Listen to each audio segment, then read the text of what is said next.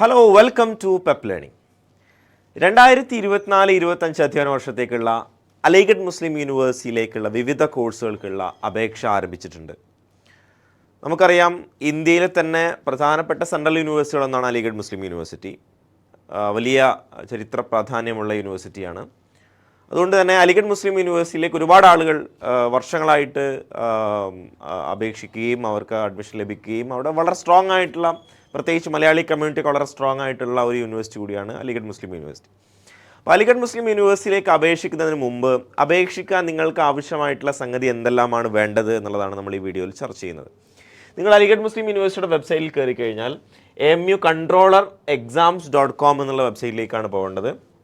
അവിടെ പോയി കഴിഞ്ഞാൽ നിങ്ങൾക്ക് അപ്ലിക്കേഷൻ ഫോംസ് ഫോർ അഡ്മിഷൻസ് എന്നുള്ള ടാബിൻ്റെ അണ്ടറിൽ application forms for admission to various courses for session 2024-25 എന്നുള്ളത് കാണാം. അവിടെ ക്ലിക്ക് ചെയ്യുക. അവിടെ ക്ലിക്ക് ചെയ്യുമ്പോൾ നിങ്ങൾക്ക് ഇങ്ങനെ ഒരു വെബ്സൈറ്റിലേക്കാണ് പോവുക. അതിൽ പ്രധാനമായിട്ട് പറയുന്ന സംഗതി ഒന്ന് ശ്രദ്ധിക്കുക. നിങ്ങൾക്ക് അപേക്ഷിക്കാൻ ആവശ്യമായിട്ട് വരുന്ന സംഗതി നിങ്ങൾക്ക് ഇമെയിൽ ഐ ഡിയും പാസ്വേഡും വെച്ചിട്ടാണ്. അത് നിങ്ങൾ ഫസ്റ്റ് ഉണ്ടാക്കുകയാണ് വേണ്ടത്. ഒറ്റ കാര്യം ശ്രദ്ധിക്കേണ്ടത്, single registration is only sufficient for applying to multiple courses by a candidate.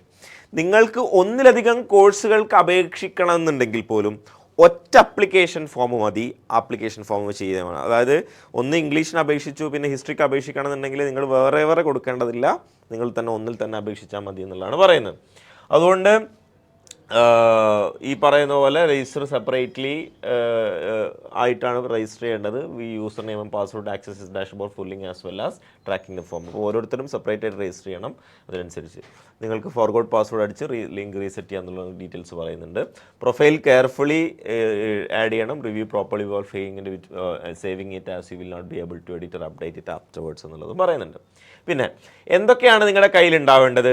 Scanned copy of coloured photo with white background, signature and thumb impression for every candidate. ഒന്ന് നിങ്ങളുടെ കയ്യിൽ ഉണ്ടാവേണ്ടത് colour photo with white background, അതുപോലെ തന്നെ signature, പിന്നെ left thumb impression.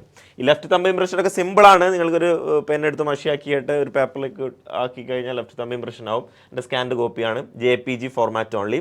File size of each should be 200 KB. File size less than ആയിട്ടുള്ള ഡോക്യുമെൻ്റാണ് നിങ്ങൾക്ക് വേണ്ടത്. പിന്നെ ഇമെയിൽ അഡ്രസ്സ്, മൊബൈൽ നമ്പർ, അതെല്ലാവർക്കും ഉണ്ടാവുന്ന സംഗതിയാണ്.